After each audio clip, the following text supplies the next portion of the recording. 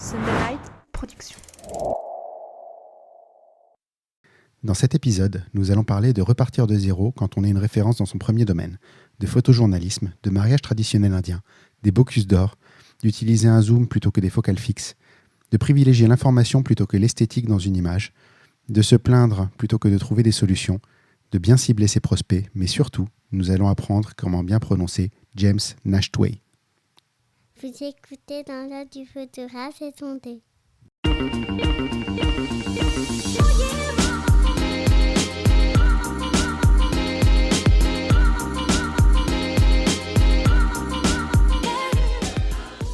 Bienvenue dans ce podcast par un photographe sur un photographe pour les photographes. Je suis Julien Pasternak et aujourd'hui, je vous emmène dans l'œil de Willy Lamblay. Et oui, j'ai dit Willy Lamblay et pas William. Et c'est pas que je sois un de ses amis intimes et que je puisse me permettre ce genre de familiarité. Mais aujourd'hui, je reçois non pas le photographe de mariage William, mais le photoreporter Willy, qui est son nom de scène pour cette partie de son métier. On va parler de repartir à zéro dans un nouveau domaine. C'est un sujet qui me trotte à l'esprit depuis un petit moment, qui revient très souvent dans les discussions que je peux avoir avec des photographes dans ces podcasts. La plupart des photographes corporate voudraient faire du mariage, les photographes de mariage voudraient faire de l'événementiel, et on veut toujours faire ce que les autres ne font pas. Et l'herbe est toujours plus verte ailleurs, mais pour discuter un petit peu de ce sujet-là, il me fallait un témoin incontestable, quelqu'un à qui on ne peut pas reprocher quoi que ce soit et qui est reconnu et respecté. Et c'est ce moment-là où j'ai repéré en fait la reconversion de William. Et cette reconversion va être notre fil conducteur pour cet épisode. Bonjour William. Bonjour Julien, bonjour à tous. Merci d'être avec nous pour cet épisode. Ça va, l'introduction, ça te semblait bien? Je t'ai vu froncer les sourcils quand j'ai dit quelqu'un d'intouchable et que tout le monde respecte. Oui, c'est toujours d'un point de vue extérieur, c'est toujours. Je me sens pas supérieur aux autres, donc j'ai toujours. Ça fait plaisir, mais j'ai du mal à me mettre de ce côté-là, en fait. Pour le dire plus simplement, je pense que tu as un gros capital respect dans la photographie de mariage et que du coup, voilà, je pense que... Oui, je l'ai pris comme ça, c'était ouais. pas du tout négatif. Non, ça ne se voulait pas négatif, au contraire, ça se veut très positif. Ça l'était pas. Je te propose de commencer par un petit elevator pitch. Donc, tu connais le principe, tu es dans l'ascenseur avec Steve Jobs. Il te demande ce que tu fais, tu as 3 étages pour lui expliquer qui es-tu. C'est parti. C'est parti. Qui je suis? Alors, je m'appelle William Lamblay, j'ai 37 ans, je vis actuellement dans la région de Montpellier, je suis marié, j'ai 2 enfants. J'ai commencé la photographie vers 23-24 ans, tout de suite en tant que photographe de mariage. Ça fait maintenant 11 ans, un peu plus de 11 ans, enfin ça fait 11 ans que je suis professionnel en tant que photographe de mariage et j'ai fait quelques tout petits travaux, on va dire documentaires et photojournalistiques. Et aujourd'hui, alors donc j'ai fait, comme je disais, 11 ans de photographie de mariage que je continue à faire et je cherche aujourd'hui à développer la partie photojournalisme de manière, on va dire, beaucoup plus importante qu'avant. Alors, cette reconversion vers le reportage, ça va être un petit peu notre fil conducteur de tout l'épisode. Je peux te demander pourquoi tu veux te reconvertir là-dedans? Est-ce que l'herbe est plus verte par là-bas? Est-ce que tu as peut-être fait le tour du mariage et tu as envie de voir d'autres choses? Alors, l'herbe plus verte, j'y crois pas trop parce que c'est quand même un milieu assez compliqué, le photojournalisme, donc c'est pas pour ça. Je vais garder l'activité de mariage parce que j'aime toujours ça, il y a aucun souci là-dessus. Par contre, c'est vrai que je trouve dans le photojournalisme quelque chose qui donne encore plus de sens à mon travail et à ce que je fais. On va dire qu'en mariage, on est les témoins d'une journée pour une famille. En tant que photojournaliste, alors c'est peut-être très prétentieux, mais je pense qu'on est les témoins de l'histoire actuelle de manière plus générale. Donc c'est vrai que ça peut paraître prétentieux, mais ça donne encore plus de sens à ce que je fais. Et on s'intéresse encore plus du coup au sujet, non pas qu'on s'y intéresse pas en mariage, au contraire. Surtout moi dans mon approche, c'est très important pour moi. Mais voilà, il y a vraiment toute une partie recherche qui est très importante dans le photojournalisme. Tu dirais que le fait que tu t'adresses à plus de monde te donne peut-être plus de responsabilités, que c'est ça que tu recherches? Oui, oui, et puis aujourd'hui, dans un monde où on est, sans vouloir faire de la politique, mais où on nous montre un peu ce qu'on veut, je pense que les photojournalistes indépendants, enfin quasiment comme quasiment tous les photojournalistes, on a vraiment un rôle de témoigner de, de ce qui se passe. Et c'est dur parce qu'il faut faire la part des choses. Alors, je me considère pas encore aujourd'hui comme photojournaliste, hein, c'est vraiment le départ. Mais en tout cas, ce que je connais et les discussions que j'ai eues avec certains, il faut vraiment vérifier ses sources, être sûr de ce qu'on raconte, de ce qu'on photographie, pour pas changer le cours des choses de manière trompeuse. Je sais pas si je peux dire ça comme ça, mais donc oui, effectivement. Il y a ce côté-là très intéressant d'essayer d'être témoin et je dirais pas d'aider directement, mais en tout cas d'être témoin peut permettre de changer certaines choses. Voilà. Je note que tu as déjà un bon réflexe, c'est-à-dire les photojournalistes, et tu t'es inclus dedans en disant on. Et c'est la première étape, je pense, d'une reconversion réussie, c'est d'arriver à se considérer comme faisant partie de l'équipe. Oui, même si j'ai quand même pas cette prétention-là, c'est vraiment le tout début, donc je peux pas dire que voilà, c'est un projet, j'espère y arriver. Si j'acceptais aussi d'ailleurs ce podcast, c'est parce que à partir du moment où j'en parle, eh ben, ça doit me motiver encore plus. J'ai plus le droit de faire demi-tour et je pense que on me dit souvent, tu es bélier, tu y vas t'es une bête à cornes, tu y vas Faut la faire les tête en bas choses. et tu fonces. Faut faire les Ouais. choses. J'ai toujours été comme ça, donc je recule pas et j'espère que je vais y arriver. Et en tout cas, je vais tout faire pour. Et je reste très ouvert au fait que je suis vraiment un débutant et que j'ai énormément de choses à apprendre avant de pouvoir en parler. Donc tout ce que je vais dire aujourd'hui, c'est ce que j'ai découvert jusqu'aujourd'hui et je suppose et je suis même sûr que ma vision des choses va énormément évoluer dans les prochaines années. On va y revenir. Tu as déjà écouté quelques épisodes, donc tu sais que j'ai quelques questions rapides pour démarrer, notamment sur l'aspect matériel et technique de ta pratique photographique. La première question que j'ai, c'est est-ce que ton premier appareil était numérique ou argentique? Numérique, et c'est comme ça que je me suis mis à la photo. Comment est-ce que tu as pris la photo? Très tard. Alors j'ai eu des bases quand j'étais ado, mais vraiment comme n'importe quel ado. Et après, je dirais que c'est un peu plus tard où j'ai acheté mon premier appareil numérique parce que ça s'était démocratisé. Et quelques mois après, on m'a demandé de faire les photos de mariage d'un couple d'amis. Et j'ai vraiment découvert la pratique de la photo sur des mariages d'amis en fait. Donc voilà, ce premier mariage, j'étais tout en automatique et petit à petit, j'ai travaillé ma technique, mais toujours via le mariage en fait.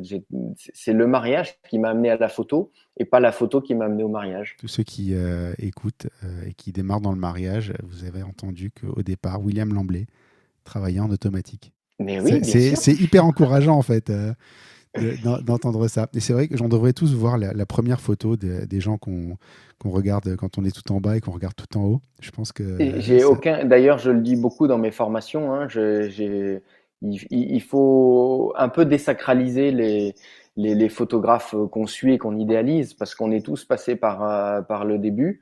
Et je le sais encore plus aujourd'hui où je débute dans un nouveau redébutes. métier, où je redébute dans un nouveau métier. Donc voilà, il faut savoir être. Il faut jamais oublier ça. Ça, c'est important. J'ai revu ma première photo de mariage, la toute première que j'ai rendue, et je me suis bien marré. Zoom ou focal fixe? Toujours focal fixe depuis toujours. Et je suis en train de me demander si c'est pas une erreur. Non pas que ce soit une erreur, mais est-ce qu'une fois qu'on est à l'aise et qu'on sait ce qu'on veut, est-ce qu'il y a vraiment besoin de s'obliger à avoir des focales fixes? Parce qu'aujourd'hui, la focale fixe m'oblige à avoir deux boîtiers sur moi pour avoir deux angles différents. Est-ce que maintenant que je sais où me placer et quelle focale j'utilise, est-ce que ce serait pas plus simple d'avoir un seul boîtier et de travailler avec les extrémités, par exemple un 24-70 et travailler que au 24 et que au 70. Voilà. Ceci dit, au jour d'aujourd'hui, je travaille qu'en focale fixe, mais vraiment, c'est une question que je me pose depuis quelques temps. Est-ce qu'on s'entraîne pas dans le milieu professionnel à dire c'est focale fixe ou rien?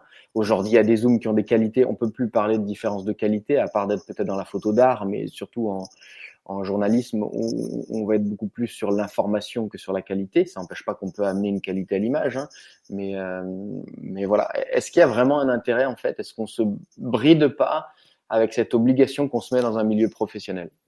C'est une question que je me pose. J'ai pas de réponse. Il n'y a pas de bonne réponse. C'est quoi ta ou tes focales de prédilection? 24-50. Toujours? 24-50, j'ai testé l'année dernière, j'ai fait toute une année où j'ai fait à peu près 90% de mes mariages avec une seule focale, parce que je suis passé chez Leica et j'avais un Leica Q, et donc c'est une focale qui est fixée sur l'appareil photo, donc il y a pas on peut pas la changer. C'est un 28 mm, donc moi ça me permettait quand même s'il y a une petite différence entre le 24 et 28, de garder ce côté grand angle.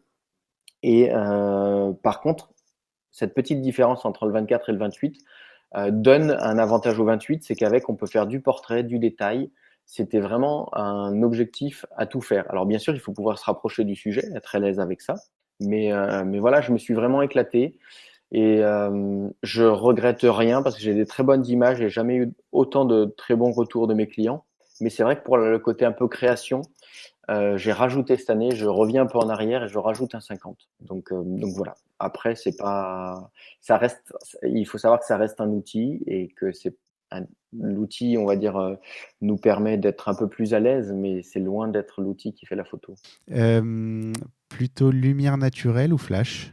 Lumière naturelle, même si c'est important d'avoir la maîtrise du flash, que j'ai pas eu pendant longtemps. Et maintenant que je la maîtrise, j'ai plus peur de l'utiliser, donc vraiment. Mais si je peux privilégier la lumière naturelle, oui, un grand oui pour la lumière naturelle. Moment réel ou moment posé? Réel, Réel. 100%. C'est pareil en reportage du coup? Eh ben, oui, alors oui, ça marche pour les deux. Alors ce qu'il faut savoir, c'est que la photo posée en photojournalisme existe parce que le portrait est autorisé et c'est quelque chose qui existe, hein, un portrait de n'importe quoi, un politicien, même dans un reportage, hein, le portrait d'un des sujets. Souvent, on construit un reportage avec des images faites sur le vif, mais aussi en incluant des portraits des différents personnages, des différents sujets qu'on suit. Donc voilà, ça c'est des photos posées, il faut savoir aussi les maîtriser. Et ça m'a un peu d'ailleurs, côté mariage, où j'étais pas du tout à l'aise avec ça, avec ces photos posées, ça m'a un peu permis de me dire oui, mais en fait, non, on peut faire des photos posées, c'est pas interdit. Voilà, c'est pas interdit. Au contraire, c'est bien de savoir le maîtriser, de savoir jouer avec le sujet pour avoir de bons portraits. Est-ce que tu retouches beaucoup tes photos? Peu, sincèrement peu. En photojournalisme, pas du tout. Là où en mariage, je vais des fois enlever quelques petites choses. C'est tout bête, mais un panneau de sortie, par exemple, Ouais. dans la mairie, vous voyez, les petits lumineux, c'est normalement strictement interdit en journalisme. Donc, je le fais pas. Et en mariage, c'est souvent les choses que je me permets, c'est ça, et quelques exceptions, de foncer un peu le fond pour faire ressortir le sujet en mariage. D'accord, pour embellir en fait. Pour embellir, pour mariage mettre où on en avant le recherche sujet. l'esthétique, ouais. Voilà, parce que on recherche l'esthétique et puis aussi, pour le coup, le client et le sujet, donc on peut se le permettre. On fait pas une photo à titre informatif, même si on apporte une information toujours dans la photo, mais voilà, mais on va mettre l'esthétique beaucoup plus en avant que dans du journalisme. Est-ce que tu as des photographes, des livres ou des photos préférés? Ah, alors là, oui. Alors un photographe, tu le sais, c'est James Nashway, ou Nartway, ça dépend comment on le prononce, qui est vraiment un photographe que j'admire. Ça a été un des premiers, je dis pas le premier, mais un des premiers en tout cas à travailler au grand angle et à être vraiment à l'intérieur de l'action. Et ça, c'est très intéressant. Ça m'a beaucoup inspiré en mariage. Parce que avant lui, à part quelques exceptions, c'était beaucoup de photojournalistes qui travaillaient avec des focales plus longues. Donc, je trouve que ça se voit dans l'image quand on utilise une focale plus longue, on n'a pas l'impression de faire partie de l'action. Ouais. Et forcément, le message est beaucoup moins fort. Et lui, c'est très intéressant. Il y a un film documentaire sur son travail qui s'appelle War Photographer, où on le voit travailler. Il travaille dans des conditions difficiles, par exemple sur des enterrements suite à des génocides. Et donc, il y a forcément les gens qui pleurent, qui se serrent dans les bras. Et là, c'est très difficile de pouvoir être au milieu des gens pour photographier ça. Et ça, sa manière de se comporter, on le sent bien on le voit bien dans ce film documentaire. sa manière de se comporter lui permet de faire ses photos et d'être accepté. Et c'est quelque chose qui m'a d'abord servi en mariage. Même si les conditions sont moins difficiles, c'est pas toujours facile d'être au milieu des gens pour les photographier et de se faire accepter dans ce qu'on appelle la zone de proximité ou d'intimité. Et voilà. Et aujourd'hui, ça me sert encore plus en photojournalisme. Et voilà, c'est quelqu'un qui explique que sa manière de se comporter, sans même parler, parce qu'il y a des fois la barrière de la langue, peut permettre de se faire accepter. C'est très intéressant. Si on parle hors photo, c'est quoi tes sources d'inspiration?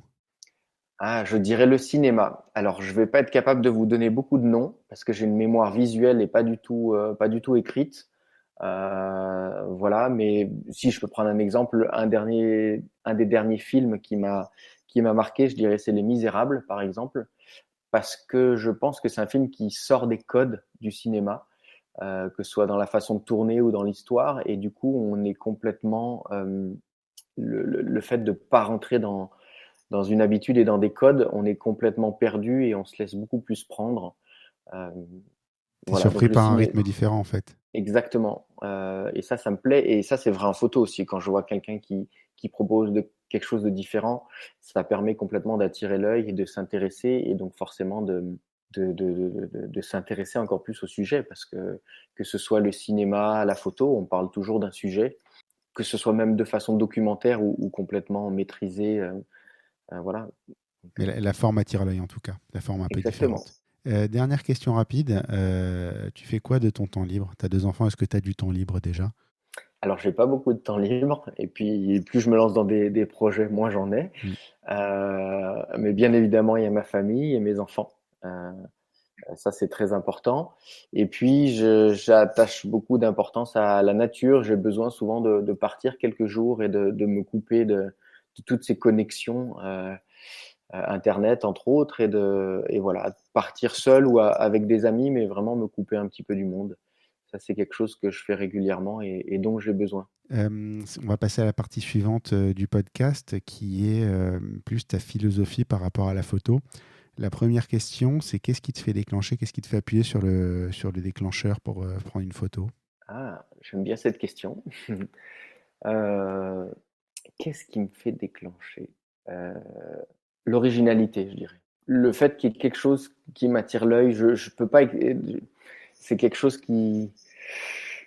Quand je vois quelque chose de différent, je dirais la différence. C'est comme le Ouais, film Les Misérables qui a attiré ton exactement. regard parce que le rythme était différent, parce que la façon Ouais, d'emballer, l'emballage était différent.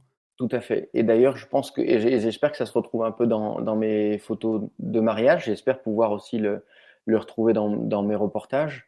Mais des images qui amènent soit une pointe d'humour, Mm. soit quelque chose de fort ou de différent, et pas forcément quelque chose de classique auquel on s'attend, comme la remise des alliances. Ou vous verrez très peu de photos classiques sur mes sites internet.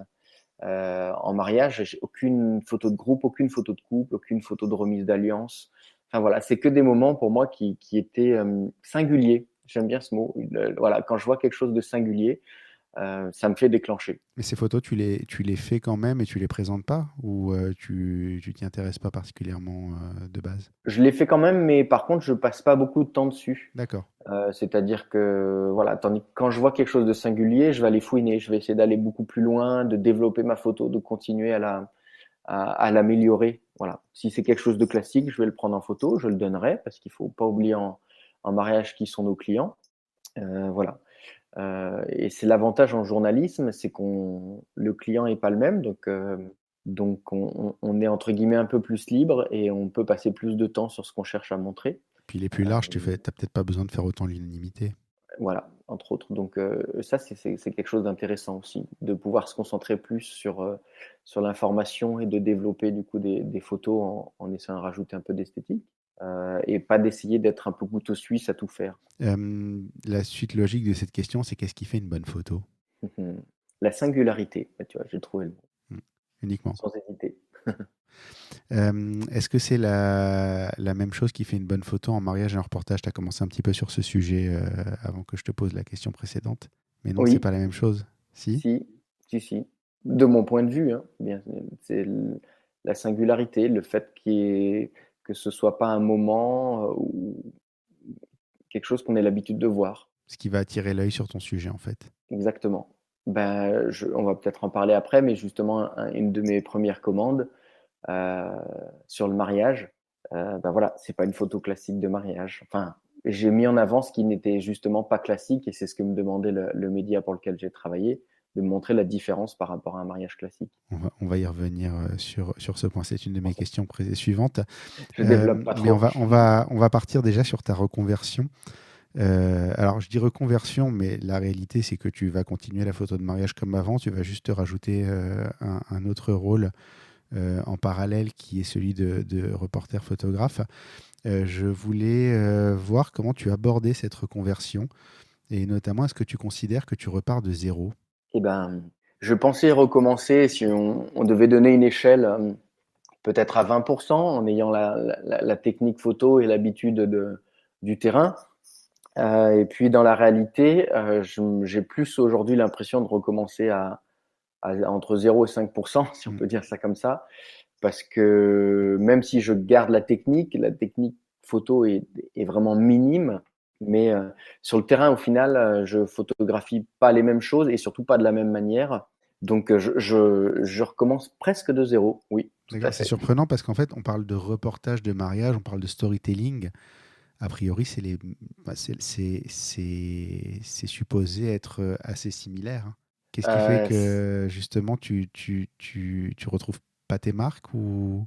Euh, alors, pour moi, c'est sûr, ce qui fait la différence, c'est que c'est pas le même client et que tu photographies pas ton client en journalisme, D'accord. justement. Et ça change énormément de choses parce que déjà, le rapport avec ton sujet est pas le même. Photographier quelqu'un qui t'a demandé et qui te paye pour le faire, C'est une chose, ouais. c'est une chose. Je dis pas que c'est pas compliqué parce qu'il faut le mettre en valeur, etc. Mais c'est très différent que d'avoir un client qui va te demander quelque chose, donc en l'occurrence un média, ou alors toi par rapport à ton propre projet, essayer de faire ressortir quelque chose, et d'avoir en face de toi quelqu'un qui te donne l'autorisation de le photographier, mais qui n'a pas forcément, qui ne te l'a pas demandé, quoi, et qui est pas en attente. Donc, Et qui t'a pas choisi. et qui t'a pas choisi. Donc, c'est vraiment très différent. Je pensais pas que ce soit différent à ce point-là. C'est vrai que quelqu'un qui t'a pas choisi, ça doit te faire assez bizarre au démarrage. C'est très particulier. Ouais. C'est très particulier, c'est très intéressant et on a l'impression de réapprendre plein de choses et c'est chouette. Du coup, tu considères que c'est un nouveau métier en fait? Oui, complètement. Même si effectivement on parle de reportage et que je pense que l'approche photojournalistique m'a apporté beaucoup de choses dans le mariage, euh, la différence est énorme entre les deux. Alors justement, tu parlais de James Nachtwey tout à l'heure, Nachtwey, on n'arrivera pas à se mettre d'accord sur la façon de le prononcer, je pense, où tu disais que son approche journalistique t'avait beaucoup influencé au moment où tu as développé ton côté mariage. Et du coup, est-ce que ça rebondit vers le côté reporter? Est-ce que tu as apporté quelque chose peut-être du mariage dans le côté reporter? Je pense que le plus que va m'apporter le mariage, c'est sur la construction des images. Et j'espère pouvoir apporter une certaine esthétique à mes images que n'ont pas tous les photojournalistes. Il y en a qui l'ont, mais parce que c'est pas ce qui vient. L'esthétique, c'est pas la première chose qui vient en photojournalisme, hein, c'est l'information. Ça, il y a pas à se poser la question. C'est l'information en premier et l'esthétique en deuxième. Euh, et je pense et j'espère pouvoir utiliser mon expérience en mariage comme un atout justement dans le journalisme par rapport à ça. Mais en faisant très attention que l'esthétique ne vienne pas déborder sur l'informatif, sur l'information. Ça va être ta différence. Oui, même si aujourd'hui, de plus en plus en mariage, j'essaye d'apporter plus d'informations que d'esthétique. Ça a changé il y a 2-3 ans où j'étais très sur l'esthétique, surtout quand j'étais très dans les concours Ouais. Fearless par exemple, où on est beaucoup plus, on est sur le moment, mais on parle de moment, mais on reste sur l'esthétique en Mm. premier. C'est vrai que depuis 2-3 ans, voire plus, je m'intéresse beaucoup plus en mariage, je m'intéresse beaucoup plus à l'histoire des mariés pour essayer d'en tirer une vraie histoire. Et je dis souvent que je leur dis aux mariés, je veux parler de votre histoire avec un grand H, mais pas uniquement l'histoire de la journée, mais votre histoire de qui vous êtes, voilà, comment vous êtes construits tous les deux, etc. Alors, par rapport à cette évolution, juste ça me fait m'interroger sur une chose. Quand est-ce que ton côté photojournaliste a commencé à avoir besoin de s'exprimer? C'est à cette période-là ou c'est après ou il y a un lien entre les deux ou pas? Je pense que dès le début, j'ai eu comme j'expliquais, j'ai commencé en mariage en étant complètement novice en technique. Je n'y connaissais rien en photographie de mariage, donc je pense que c'est un gros avantage de ne pas connaître les stéréotypes de la Mm. photographie de mariage. Et même si je pratiquais pas ou peu la photo quand j'étais petit, j'étais complètement fan et je dévorais tous les National Geographic. Mon père était abonné. Et j'étais complètement fasciné par le pouvoir des photographes de transmettre et de témoigner de ce qui se passe dans le monde. Et ça, je pense que ça m'a énormément influencé.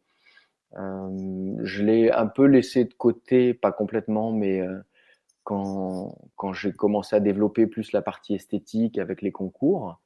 Et c'est vraiment revenu avec 2, 3 cas de mariés que j'ai rencontrés qui avaient, on va dire, des histoires un peu compliquées. Et je me suis intéressé de plus près à leur histoire. Et là, j'ai trouvé je dirais pas un second souffle parce que j'en ai jamais eu complètement marre de la photographie de mariage, mais en tout cas, je me suis concentré beaucoup plus sur l'histoire de mes mariés. Ça t'a inspiré différemment. Oui, exactement. Et aujourd'hui, tu dirais que tu te retrouves dans le photojournalisme aussi un peu à cause de ça ou pas? Parce que tu Oui, as besoin de raconter ces histoires-là qu'on ne voit pas forcément le jour J.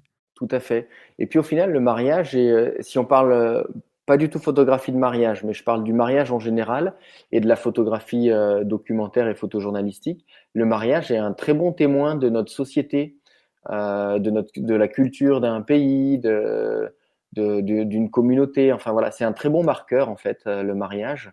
Et je pense pouvoir, en tant que photojournaliste, proposer des sujets autour du mariage justement parce que c'est vraiment un très bon marqueur pour parler de sujets de société ou de culture. D'accord. Alors, c'était justement une autre de mes questions. Tu as un projet en cours, j'ai vu sur ton site internet, sur les rituels de mariage à travers le monde. Et je crois qu'il y a une thématique qui est que justement certains de ces rituels se perdent. Oui, Et c'est exact. Ouais. J'ai eu la chance de photographier quelques mariages dans le monde, dans différents pays. Euh, Quelques mariages dans différents pays, mais beaucoup en Inde. Donc voilà. Et je me suis rendu compte, ça fait maintenant 6 ans que je fais ça, que déjà en 6 ans, j'ai vu les choses évoluer, en particulier en Inde. Et en parlant avec d'autres photographes étrangers, c'est assez vrai.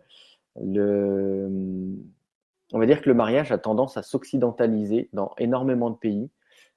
C'est-à-dire, quand je dis s'occidentaliser, c'est robe blanche, mariage moins religieux, plutôt laïque. Je prends pas du tout position là-dessus. Hein. C'est vraiment c'est un témoignage. voilà, c'est vraiment un témoignage. Et je me dis que à la vitesse où les choses changent, ce serait vraiment super de pouvoir témoigner de ce qui reste encore aujourd'hui comme culture et tradition dans le monde.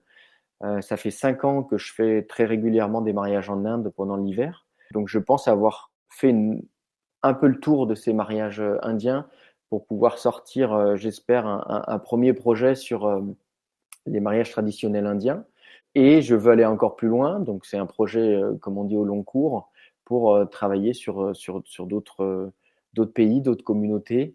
Il y a tellement de possibilités que c'est sûr que c'est un projet, si je veux le continuer, je pourrais le continuer jusqu'à la fin de ma vie. Mais voilà, est-ce que je vais rattaquer plutôt par l'Afrique ou je sais pas encore, mais en tout cas, je veux le développer. Je commence à avoir quelques pistes et c'est quelque chose qui me tient à cœur parce que c'est très représentatif. Voilà, c'est témoigner d'une époque, d'une culture et on verra bien comment ça évolue, mais je pense qu'il faut le faire. On reviendra sur justement le fait de proposer des sujets ou d'être missionné pour les traiter un petit peu plus loin dans l'épisode. Je voudrais qu'on continue sur le côté background mariage. Il y a une phrase qui revient assez souvent qui est que la photo de mariage, du côté des photographes, c'est un peu le métier le plus complet. dans le sens où on va faire du reportage, du portrait, absolument de tout, du détail, voir entre guillemets du packshot en faisant les alliances avec un objectif macro, ce genre de choses. Est-ce que ça t'apporte quelque chose, justement, tout ce background mariage, d'avoir fait un petit peu tout ça dans ton reportage, ou est-ce que justement, tu disais tu repars à 0 à 5%, tu repars à 5% de connaissances. Justement, moi, j'aurais tendance à considérer qu'il valait mieux arriver du mariage et faire du photoreportage, même si on a déjà vu l'inverse beaucoup, hein. Non, je pense qu'effectivement, non, c'est un très bon background pour la partie technique. Et puis, il faut être franc, un mariage, ça se passe jamais comme on le voudrait nous. Donc, ça apprend aussi à gérer des conditions qui sont compliquées, que ce soit des conditions lumineuses ou des conditions avec des sujets alors même si les mariés, eux, sont toujours prêts à être photographiés, c'est pas toujours le cas de tous les Ouais, invités, voilà. Donc non, c'est un très bon background. Maintenant, quand je dis 5%, c'est parce que je me rends compte que la partie prise de vue dans le photojournalisme est vraiment une toute petite partie. d'accord. Il y a toute une partie enquête qui est beaucoup plus importante, une partie écriture aussi. Alors ça, moi, je pars de zéro parce que l'écriture, c'est pas mon truc. Mais même si on travaille avec des rédacteurs, il faut proposer un sujet, donc écrire un synopsis, voilà, s'intéresser, vérifier ses sources, lire énormément de documents. Donc tout ça fait qu'en termes de temps sur un sujet, la partie prise de vue est Et faible. vraiment est faible. C'est aussi le cas en mariage au final, hein, quand on pense qu'on fait une journée de mariage, mais derrière, entre la communication, le rendez-vous avec les clients, le post-traitement, c'est aussi une partie assez Énergivore et chronophage. exactement. Euh, donc, mais ça reste, j'ai envie de dire, la technique photo en mariage reste notre plus-value en tant que photographe de mariage. Je dirais que la plus-value d'un photojournaliste est pas uniquement sur la qualité de la photo, mais l'information qui passe dans sa photo. Et donc, forcément, l'information qui passe, ça découle des renseignements qu'il a pris avant, de l'enquête qu'il a fait, Toute la d'être là le bonjour préparation. au bon moment, toute la préparation. Donc, c'est là où il y C'est a vrai quand que je l'avais pas envisagé sous cet angle-là, non plus, ce côté, tout ce qu'il y a autour de la photo. Mais effectivement, il y a une différence assez phénoménale. On a parlé un petit peu d'un de tes premiers reportages. C'est pas ton premier reportage, mais je voulais te poser cette question parce que je trouve ça assez ironique que le projet de tes débuts, finalement, celui où tu as vraiment annoncé ton intention de partir dans le photoreportage, même. ça soit un reportage sur du mariage. Tout à fait. Euh, En fait, pour être très franc, j'ai pris la période du Covid, hein, parce que c'est tombé pendant le Covid comme une grosse opportunité, parce que tout s'est mis à l'arrêt. Donc, pour moi, c'était pas de travail sur les 3 ou 4 prochains mois à partir du moment où on a annoncé tout ça. Enfin, on a découvert malheureusement cette pandémie. Et je me suis dit, quels sont mes atouts? Je dis, c'est le moment, il faut que je me lance. Ça fait longtemps que je voulais le faire. Plus ça approchait, plus je sentais que c'était le moment. Et je me suis dit, ben voilà, j'ai 3 4 mois, il faut que je développe ça. Quels sont mes atouts? Qu'est-ce que je peux proposer? Donc j'ai proposé à un photojournaliste que je connais bien ce sujet-là en disant, ben les mariages sont à l'arrêt. Le mariage est très représentatif de notre société. Et il y a quand même quelques personnes, ça reste une infime partie, qui vont se marier, soit par obligation, soit parce qu'ils veulent pas se laisser dicter voilà. Et donc j'ai proposé le fait un reportage se marier en temps de Covid. Donc j'aurais aimé pouvoir faire un reportage et avoir une publication sur plusieurs pages, mais parce qu'on est toujours gourmand au départ. Mais j'ai quand même eu la chance du coup, sur ce sujet-là, de décrocher une double page en commande. Donc c'est-à-dire que j'ai pu travailler en sachant que j'allais être payé, ce qui est Ouais. aujourd'hui pas systématique et loin d'être même À qui? acquis, hein. Je ne saurais pas donner un pourcentage, mais je sais que travailler sur commande, c'est de plus en plus rare. Ouais. Voilà. Et j'ai pu avoir une commande et travailler en plus avec une rédactrice. Donc ça, c'était une super expérience, travailler avec quelqu'un du métier, d'être sur le terrain voilà, avec quelqu'un du métier et de voir comment cette personne intervient. Donc c'était vraiment une super expérience. Et donc c'était se marier en temps de Covid. Et c'est là aussi on se rend compte que c'est peut-être un peu comme mariage, ça se passe pas toujours comme on veut, parce que ce sujet-là, Alors tu me dis si je fais trop long, hein, mais Non, vas-y, vas-y. ce sujet-là, j'avais un peu enquêté, j'avais trouvé le bon couple qui m'avait dit ah bah une de nos témoins va faire des masques spéciales pour le mariage. Donc en amont, j'étais allé voir la témoin qui fabriquait les masques, etc. Et je m'étais un peu idéalisé la journée en me disant bah ils vont porter leurs masques, je vais avoir des tonnes de photos à faire. J'avais déjà mes images comme disent T'avais déjà tout prévu. j'avais tout prévu, j'avais mes images en tête, comme l'écharpe du maire avec derrière les mariés avec leur masque, voilà, Ouais. tout ce qui pouvait visuellement en fait apporter de l'information à ce reportage. Et puis ils sont rentrés dans la mairie, le maire a dit vous pouvez vous pouvez porter vos masques ou pas, moi je vous obligerai pas. Donc ils n'ont pas porté leur masque. Donc déjà Ouais. j'ai dit là, euh, il faut trouver d'autres pistes. Qu'est-ce qui est différent d'un mariage classique? Alors les gens étaient écartés, ils étaient que 10, donc aussi ça c'est voilà, j'ai pu mettre en avant ce genre de choses, c'est-à-dire une grande salle de mariage avec juste 10 personnes. Tout éloigné les unes des autres en Mais plus. voilà, enfin tout ça pour dire que j'avais un peu idéalisé et qu'il a fallu aller chercher ce qui était représentatif tout en cherchant des choses qui se sont vraiment passées. Sans J'allais les pas leur créer, dire tu veux de dire. Ouais, j'allais pas leur dire de porter leur masque, ils avaient décidé de pas le porter, hein. Là, ça aurait pu être le cas en mariage, là en photojournaliste, c'est pas la peine. En Donc mariage, voilà. tu l'aurais fait pour la photo?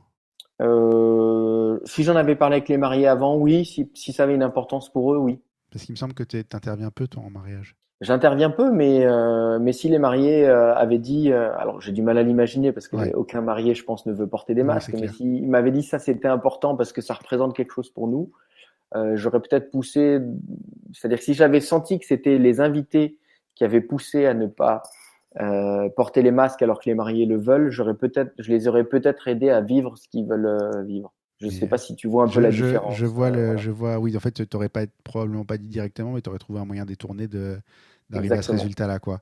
Ce que tu Voilà. ne te permettrais pas de faire en reportage. Ah ben non, là, on est dans l'information. Donc voilà. Heureusement, à la fin, ils ont dit, parce qu'ils avaient une photographe officielle, et ça, c'était bien pour moi. Et ils avaient prévu de faire une photo de groupe avec les masques. Donc à la fin, tout le monde a mis leur masque, ils l'ont gardé un petit peu, et ça m'a permis de faire quelques photos. S'ils les avaient pas portés, j'aurais proposé à la presse une photo où effectivement ils sont que 10 dans la salle. Enfin, ces photos-là, je les ai proposées, mais comme j'ai pu avoir des photos où il y a les masques, forcément, c'est eux qui choisissent l'image, hein. On propose un portfolio de plusieurs images et ils choisissent l'image, et ils ont choisi forcément une image où ils portaient les masques. Question qui a rien à voir, mais ça s'est bien passé avec la photographe de mariage officiel. Est-ce qu'elle te connaissait?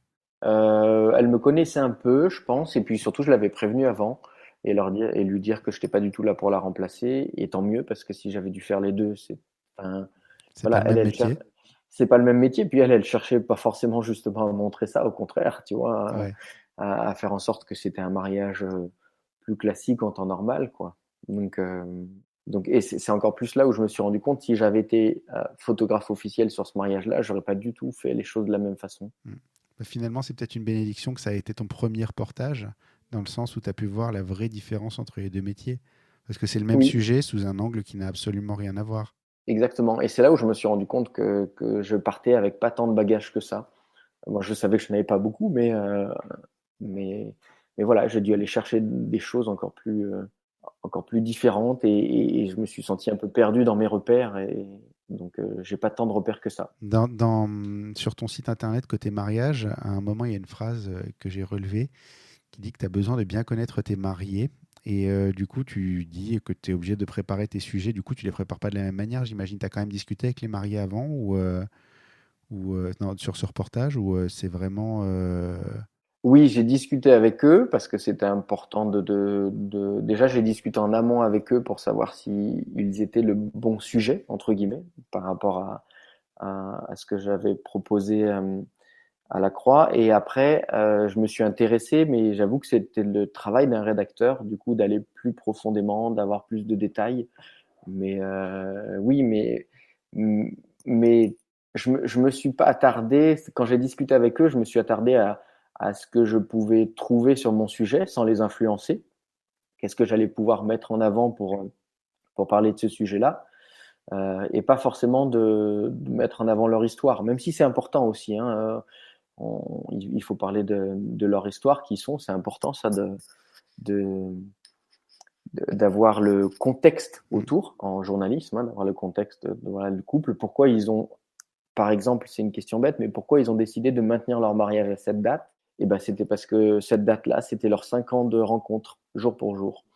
Donc voilà, ça c'est quelque chose dans l'article. Il faut expliquer pourquoi ils se marient en temps de Covid. C'est pas juste un mariage en temps de Covid. Il y a ce qu'on appelle les 5 W qu'on utilise en mariage et qui est encore plus vrai en photojournalisme, quoi.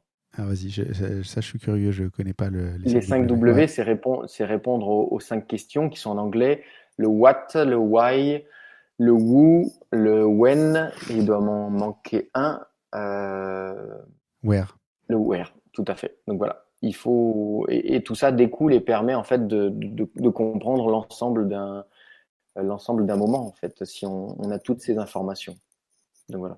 Je voudrais qu'on parle, alors normalement on parle d'une image en particulier, mais là on va parler de deux images en particulier, qui est celle de ta page d'accueil, et là en fait tu as deux pages d'accueil, donc on va parler de deux images différentes. Sur ton côté mariage, la première image qu'on voit en arrivant sur ton site, c'est le lancer de mariée, où on voit en fait toutes les mains qui lancent le marié en l'air, et on voit son ombre sur le mur. Est-ce que tu peux me dire pourquoi c'est cette image précisément qui accueille tes visiteurs? Je trouve que c'est une image qui représente ce que j'essaye de faire passer en mariage, c'est-à-dire que c'est un moment qui est quand même connu, hein. Lancer des mariés, c'est pas systématique, mais on peut pas dire que ce soit quelque chose de novateur. On l'a déjà vu. Par contre, en essayant d'esthétiquement de le montrer de manière différente, voilà, et d'apporter une nouveauté, une singularité dans la façon de le montrer. Et ça en mariage, c'est important pour moi de proposer des images singulières qui représentent mes mariés et des images qui n'auront pas forcément ailleurs ou avec d'autres photographes. Ils auront peut-être des images tout aussi belles, mais je veux dire différentes, hein. Voilà, c'est ça qui est C'est important. un moment fréquent, mais vu différemment. Exactement, c'est ça. Et c'est quelque chose que j'espère pouvoir, et j'en suis très loin aujourd'hui parce que je commence en photojournalisme, c'est juste mes débuts, mais j'essaye et j'espère pouvoir apporter ce petit plus aussi, parce que ça reste informatif, hein. On comprend exactement ce qui se passe. Pour moi, dans cette image, on peut répondre aux 5 W voilà, quand, comment, qui, pourquoi, Ouais. etc. Et je pense et j'espère que si on pouvait ajouter ça, ça me permettrait peut-être de proposer quelque chose, De quelque singulier. chose de différent. On va voir, peut-être que ça marchera pas, que les médias vont vouloir rester dans quelque chose de purement informatif et très carré et très classique. Je sais pas. Ce sera une surprise, on verra. À voir, on verra comment ça évoluera. Sur ton autre site, sur ton site reporter, c'est une image des Bocuse d'Or. Oui. Alors, pourquoi, alors que finalement tous les gens qui ont suivi ton aventure de photoreporter connaissent l'image du mariage en temps de Covid, pourquoi c'est Oui. cette image-là qui accueille les gens sur ton site de photoreporter? Moi, je m'attendais à trouver le mariage en temps de Covid, très honnêtement. Je comprends. Justement, alors pourquoi, je vais expliquer pourquoi cette photo. Je vais juste très rapidement expliquer pourquoi pas mariage en temps de Covid. Parce que déjà mon nom est très associé au mariage. D'où d'ailleurs mon nom d'emprunt pour le photojournalisme qui est Willy Lambelé. Alors, je suis d'accord, on peut tout à fait faire le lien entre les deux. Par contre, moi, ce nom d'emprunt peut me permettre d'avoir une nouvelle porte d'entrée. C'est-à-dire qu'aujourd'hui, les rédac chefs ou les gens qui travaillent dans les médias, les iconos, etc., je veux que quand ils voient une publication avec Willy Lamblay dans les médias, je veux pas qu'ils tombent sur mon site de mariage tout de suite. J'ai 11 ans de référencement sous William Lamblay en mariage. Donc autant vous dire que c'est très compliqué pour référencer du travail documentaire et journalistique sous mon vrai nom. Donc voilà, c'est juste une porte d'entrée. Je suis fier de ma partie mariage, même si c'est pas forcément très bien vu par beaucoup de rédacteurs et Mm. d'iconos. Mais voilà, c'est juste une question de porte d'entrée. Et ceux qui me connaissent sous William Lamblay, quand ils verront Willy Lamblay, je pense qu'ils pourront faire le lien. Donc voilà, c'est juste une question de porte d'entrée. Donc ça, c'était une petite aparté. On va revenir, pardon, à la première question. C'est pourquoi les Bocuse d'Or au départ. Ça a été un de mes premiers projets en tant que photojournaliste. J'ai travaillé comme photographe officiel sur les Bocuse d'Or et c'est un métier qui vraiment me passionne et m'inspire beaucoup. parce qu'on parle de ces grands chefs qui sont des gens qui ont énormément travaillé pour en être là. Et souvent, on parle de leur capacité, tout ce qu'ils sont capables de faire, tout ce qu'ils ont fait, les techniques, etc. Alors que derrière, on parle très peu de l'humain, des gens qui sont derrière. Et ça, j'espère pouvoir proposer des sujets prochainement où on parle de ces grands chefs qui sont très connus pour la qualité de leur cuisine, mais j'aimerais qu'on puisse mettre en avant les hommes qui sont derrière, parce que même s'ils travaillent pour certains 18-20 heures par jour pour la cuisine, c'est des gens qui ont une vie, ou une petite vie derrière peut-être, mais voilà, qui sont des humains. Et j'ai eu la chance, en les suivant pendant longtemps, de les voir cuisiner pendant des concours, des plats juste extraordinaires. Et puis derrière, quand ils s'arrêtaient, ils se retrouvaient et ils allaient s'ouvrir une bouteille de rouge, un saucisson. Et je trouvais ça vraiment super et j'aimerais pouvoir mettre ça en avant dans les prochains mois, les prochaines années.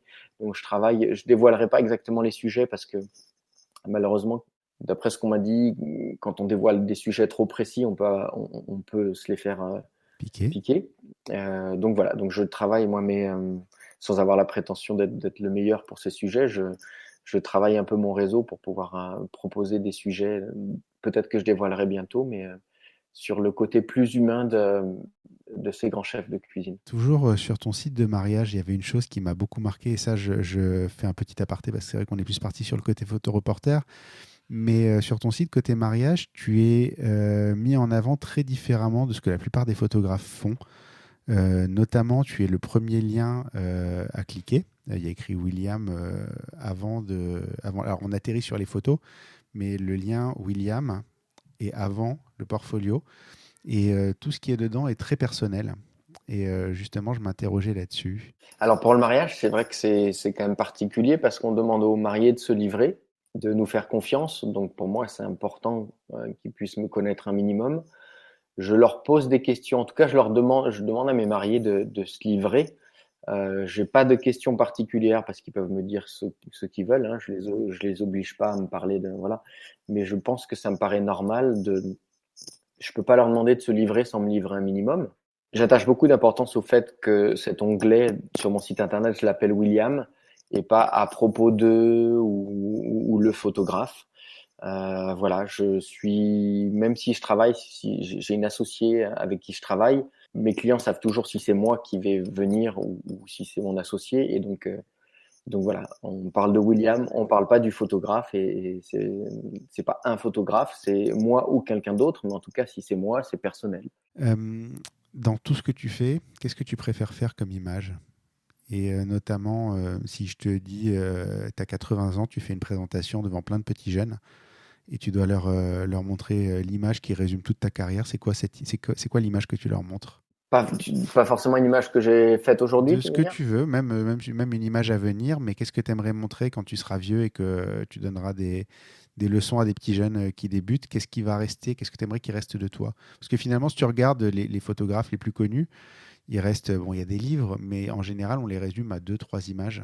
C'est quoi C'est ces vrai, images, c'est c'est quoi vrai. ces images que tu voudrais qu'il reste de toi? Une image qui témoigne de quelque chose qui aura changé à ce moment-là, en fait. Qui est vraiment la valeur de.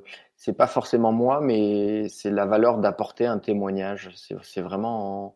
Je le fais vraiment pour ça. Et si après, ça peut être avec une petite touche personnelle dans la prise de vue, comme on disait en mariage, d'apporter une singularité, ça peut être un plus. Mais avant ça, le plus important, c'est vraiment le côté témoignage. Témoignage et singulier. Le petit plus, c'est Le petit singulier, ouais, plus. tout à fait. Si on aborde le côté plus business de ta pratique photo, aujourd'hui, c'est quoi ta source de revenus principale? C'est d'abord le mariage, après la formation, parce que je fais un petit peu de formation et j'organise aussi un événement avec un co-associé qui s'appelle Rise Up. Voilà. Et en troisième, Léa, on a beaucoup parlé de Rise Up, elle en a très bien parlé. d'accord. Ça a lieu cette année? Ça a lieu cette année en novembre, tout à D'accord, fait. ok. A priori, sauf changement, mais tous les formateurs étrangers vont pouvoir venir. Donc ça, c'est plutôt la bonne nouvelle par rapport à la situation actuelle, je veux dire. Bon, après, ça reste encore un peu loin. Mais... Mais ça va arriver. Je mettrai les liens dans les notes d'épisode pour que tout le monde puisse retrouver et éventuellement y aller. Voilà. Donc, on a été oui, à la formation et tu allais rajouter quelque chose avant que je te coupe. Et pour l'instant, qui est minime, mais le photojournalisme, qui est pour l'instant une toute petite rentrée de revenus, puisque j'en suis à mes premiers projets. Voilà. Et ça a déjà généré des revenus, ce qui est quand même la première étape la plus importante. Ça a déjà générer des revenus. On parle du photojournalisme qui est un peu en crise. Et j'avoue suivre un photographe qui s'appelle Fred Marie, qui a aussi des podcasts qui s'appellent Photographe Stratège, et qui a une vision pour moi très intéressante du photojournalisme, dans le sens où, oui, avant, on pouvait générer des revenus dans le photojournalisme uniquement via les commandes de médias. Et aujourd'hui, il a dit, il y a deux solutions. Soit on râle et on gagne moins bien sa vie parce que c'est devenu compliqué de travailler qu'avec des médias, soit on trouve plusieurs manières de rentabiliser ses reportages en faisant du stock, par exemple avec Pixpalace, qui est une plateforme, donc c'est comme un stock photo, mais qui est utilisé uniquement par les professionnels et c'est les médias qui se servent dessus. Donc voilà, donc là on peut, c'est-à-dire, je prends un exemple, on fait un reportage. Premièrement, on cherche à le vendre à un média. Si un média l'achète, tant mieux, on a une première source de revenus. Après, on peut proposer les photos qui n'ont pas été achetées en exclusivité sur cette plateforme et elles peuvent être utilisées pour un article. Je sais pas, bah tiens, un mariage en temps de Covid, il suffit qu'on parle de ça. Si cette photo est sur la plateforme, n'importe quel média peut l'acheter et l'utiliser, une seule photo. Après, on peut faire des expositions, sachant qu'il faut savoir que les expositions, on est payé pour louer ses œuvres. Voilà, moi j'ai déjà fait une exposition, enfin j'ai fait plusieurs expositions et les dernières, j'ai été rémunéré pour ça et plutôt, je trouve plutôt bien rémunéré puisque c'était des photos qui avaient été faites pour un autre projet, donc c'est une source de revenus supplémentaire. Et après, il y a les ventes de tirages et les livres aussi pour ceux qui veulent faire de l'auto-édition ou voire travailler avec des éditeurs. Donc voilà, le but est de multiplier ces sources de revenus pour un seul et même reportage pour pouvoir en vivre correctement. C'est diversifier son contenu en fait. Exactement. Ce qui est une stratégie sur Internet depuis toujours. Enfin, Oui. C'est une des premières choses que tu apprends quand tu veux lancer quelque chose sur Internet. Exactement. Pour tout, hein, pour tous les domaines. Donc, voilà. Du coup, on parlait du journalisme. J'allais te demander est-ce que c'est rentable, mais tu viens d'y répondre. Le conseil que tu donnerais aux petits jeunes qui veulent se lancer là-dedans?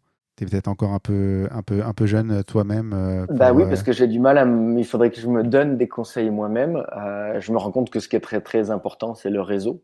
C'est pour ça que je dis la prise de vue, c'est peut-être 5%, parce que il y a toute l'enquête, il faut apprendre à faire les enquêtes, apprendre à écrire aussi. Mais le réseau, après, on a beau avoir des bons reportages, trouver les bonnes personnes, surtout proposer les reportages aux bons médias. Et ça, je me rends compte que j'ai beaucoup de lacunes. Je connais pas assez bien les médias. Voilà, vous n'allez pas proposer. Enfin voilà, chaque média a sa spécificité et pour certains leur bord politique aussi. Donc vous n'allez pas proposer des choses voilà très à gauche au Figaro par exemple. Donc voilà, même si le photojournaliste doit pas prendre parti par rapport à un sujet, le sujet parle forcément de. Il faut avoir l'intelligence de distinguer à qui proposer quoi. On peut parler de tout, mais pas avec n'importe qui. Exactement. Donc sinon, c'est une perte de temps. Proposer des projets à tout le monde, il vaut mieux bien cibler. Et ça, il y a un gros travail à faire. Il y a d'abord avoir les bons contacts. Et même quand on a les bons contacts, les utiliser intelligemment. Et là, pour le coup, je pars de zéro de chez zéro. Ça va venir. Tu as anticipé ma question suivante qui était quelle est la place de la communication dans ton travail? Et justement, j'allais te demander si tu en faisais plus ou moins qu'avant, si le relationnel était important. Mais tu viens également d'y répondre. Tu anticipes toutes mes questions en fait. Donc, effectivement, après, c'est une communication différente, justement, comme tu posais tout à l'heure la question par rapport au mariage. La communication se fait pas du tout pareil parce qu'on va pas avoir un site internet qui va être bien référencé, par exemple, pour trouver des clients. Ça fonctionne pas comme ça. D'ailleurs, j'ai travaillé mon site internet de photojournaliste bien différemment de celui du mariage. C'est-à-dire que je cherche pas à bien référencer mes différents reportages, mais surtout à bien référencer mon nom, ce qui est moins compliqué. Du coup, c'est un avantage parce que les commandes vont arriver par le réseau et pas directement par le site. Le site va être uniquement une vitrine, mais il n'a pas besoin d'être bien référencé particulièrement. En fait, ça me fait penser beaucoup. Moi, j'ai 2 sites, un mariage, un événementiel. l'événementiel est juste une vitrine, pareil, parce que finalement, tout le travail arrive par le relationnel. Donc, il est là pour quand j'en ai besoin et pour légitimer si quelqu'un me cherche, mais la réalité, c'est qu'il ne sert pas énormément. Et je pense que c'est un peu le même principe de ton côté, de ce côté photoreporter. Ouais, tout à fait. La question suivante était comment te trouvent les clients et notamment est-ce que tu t'es lancé avant de trouver des clients ou après les avoir trouvés? Et ben pour l'instant, ils ne sont pas beaucoup à m'avoir trouvé. Tu as quand même vendu Non, mais un article, donc oui, oui, oui, c'est un premier. Non, c'est se faire connaître et je pense qu'aujourd'hui, comme j'expliquais, la Croix l'Hebdo m'a fait confiance pour ce projet, même si j'avais aucun antécédent, on va dire, de commande avec des journaux, parce que j'étais spécialiste entre guillemets de ce domaine. Et ça, Fred Marie, d'ailleurs, de photographe stratège, l'explique bien dans ses podcasts. C'est vrai dans d'autres choses, mais c'est très vrai aussi en journalisme. Mon but est d'avoir des spécialités pour que les rédacteurs en chef ou les iconos, une fois que je me serai fait connaître, viennent me chercher en disant tiens, travaille sur les cuisiniers, sur le côté plutôt humain, je vais aller chercher William Lamblay, je vais passer la commande à William Lamblay. à Willy. Donc, à Willy, pardon. Ouais. Faut que je m'y fasse. À Willy. Donc, de la même manière qu'il y a des journaux qui sont spécialisés sur certains thèmes, toi, tu veux devenir le photographe spécialisé sur certains thèmes également. Voilà, exactement. Donc, ça peut être le mariage, ça peut être l'Inde aussi, parce que je vais souvent en Inde et j'ai quelques premiers projets, si tu as regardé sur mon site internet aussi sur l'Inde. Ouais. Donc voilà, il faut avoir 2-3 spécialités qui permettent de faire tilt quand des iconos ou des rédacteurs en chef vont dire on a tel sujet, qui est-ce qu'on pourrait prendre? Que tu voilà, sortes tout de suite, en fait. Ouais, mais alors ça, c'est un très long boulot, hein. Attention, hein, je suis surtout pas en train de dire qu'ils pensent à moi. Je suis zéro, hein, personne Non, mais ne me connaît c'est une aujourd'hui. bonne stratégie à Voilà. mettre en place, et effectivement. C'est ma stratégie, mais j'en suis au début. Bon, on verra, on refera un podcast dans quelques mois, quelques années pour Quelques années. reprendre tous ces points-là. Dernière question côté business, est-ce que tu gagnes bien ta vie aujourd'hui et combien de temps tu as mis à bien gagner ta vie? Je gagne bien ma vie aujourd'hui. Franchement, je travaille beaucoup, mais je manque de rien. Donc, on peut toujours avoir plus, mais ça, c'est une question de choix. de choix. Mais je gagne bien ma vie. J'ai mis en mariage pour bien gagner ma vie. Je dirais que j'ai mis 2 ans pour gagner correctement ma vie.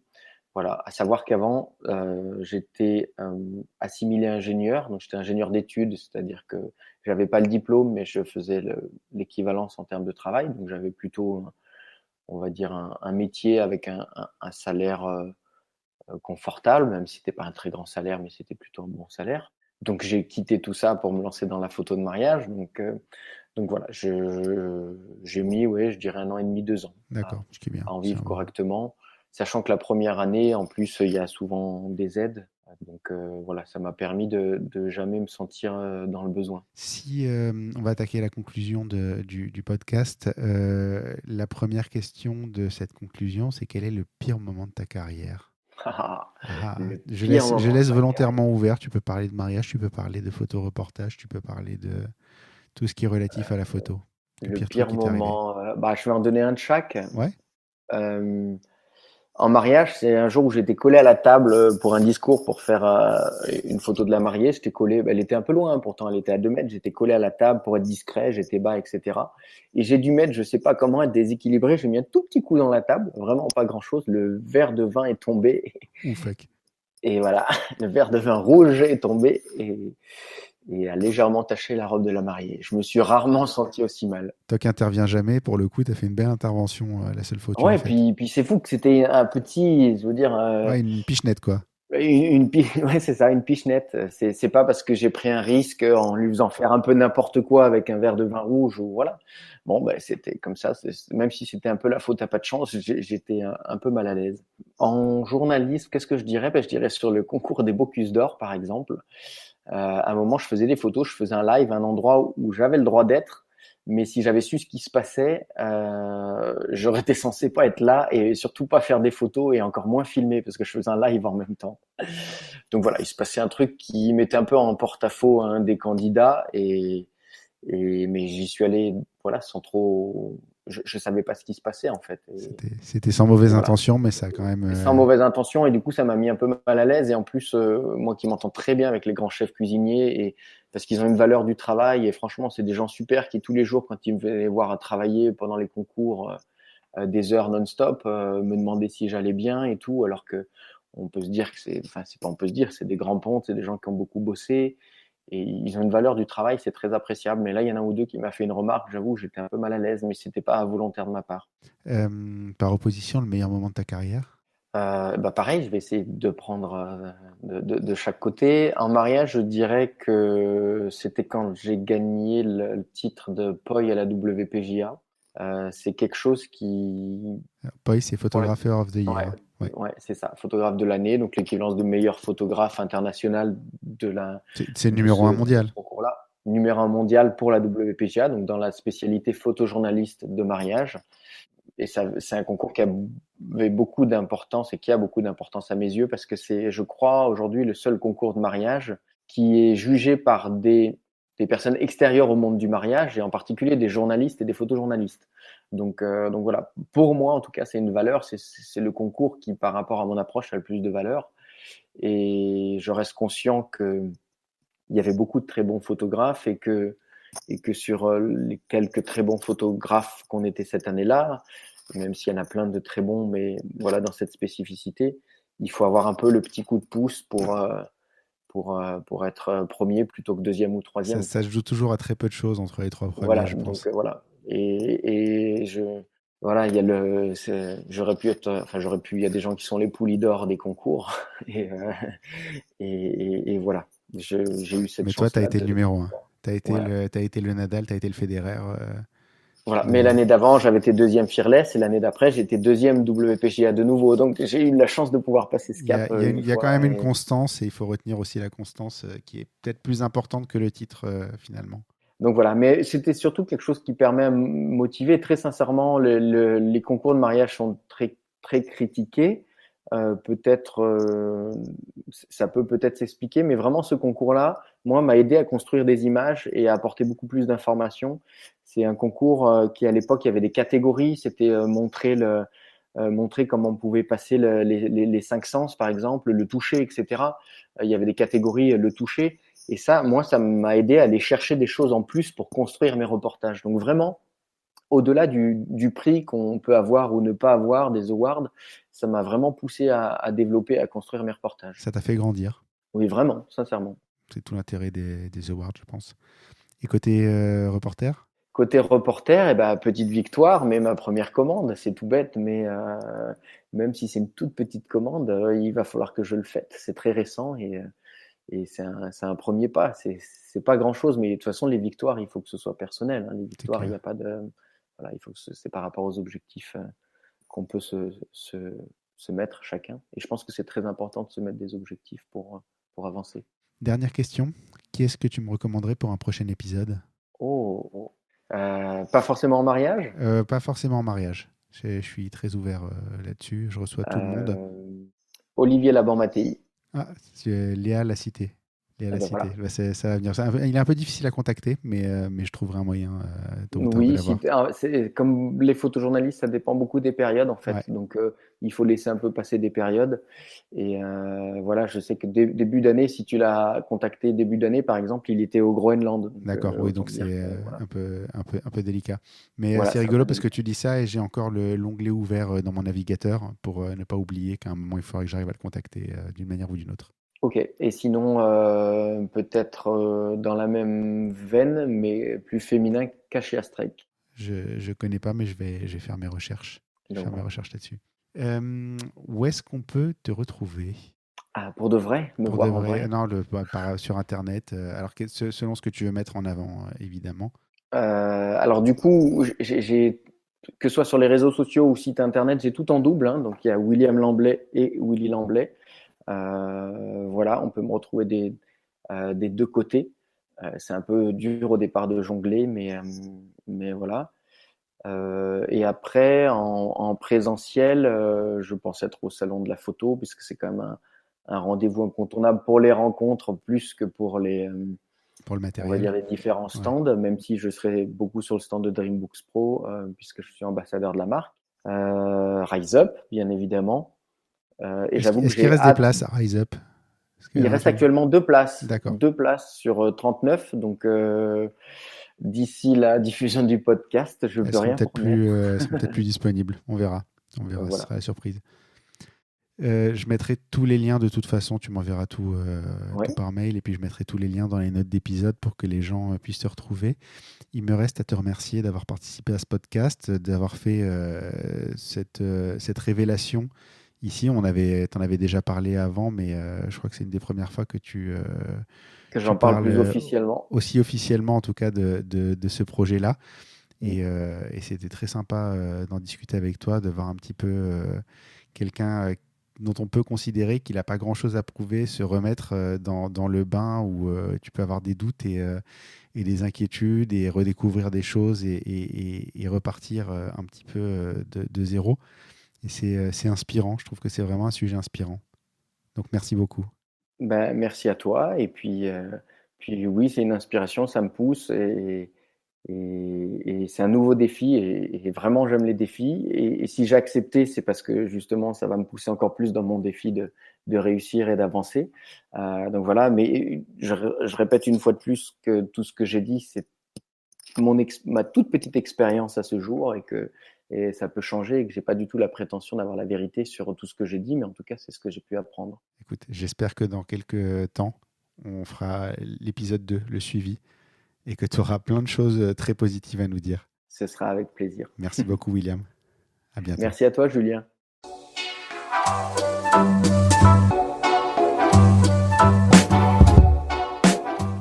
Merci d'avoir écouté cet épisode. N'oubliez pas de laisser une note et un commentaire sur Apple Podcast, c'est important et ça nous aide beaucoup en termes de visibilité. Vous pouvez également aller sur le blog Dans l'œil du photographe à l'adresse www.dlodp.fr. C'est tout pour aujourd'hui.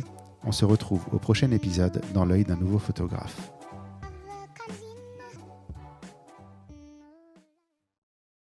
Dans l'œil du photographe, merci, c'est fini.